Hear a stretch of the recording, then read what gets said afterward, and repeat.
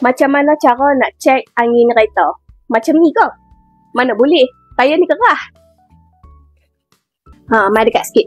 Kita pakai ni, pengukur tekanan angin tayar. Yang ni senang je nak pakai. Hampa on dia. Hampa pakai PSI tau. Dekat Malaysia ni orang pakai PSI ataupun KPA. Tapi kita pakai PSI lah. Macam tayar ni, dia punya tekanan 30. So, jom kita cek angin cukup ke tidak. Set kepada PSI. Kemudian, cucuk je.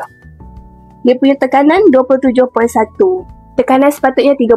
So, kita punya angin 27.1 je. So, angin dia tak cukup. Tapi still lagi selamat atas jalan. Jangan sampai tekanan bawah 25. Yang tu kena pergi tambah ni. Kalau sebelum ni, duk cek angin tayar pakai benda ni. Yang ni pula, dia analog. Lepas tu kadang-kadang dia tak akurat. Kadang-kadang benda ni tak keluar. Nampak tak? Sama macam tadi, 27 PSI. So, device ni boleh percayalah sama bacaan dengan yang analog punya. Sekarang ni nak cek angin tayar senang je sebab dah ada device yang memudahkan. Laki boleh pakai, perempuan pun boleh pakai.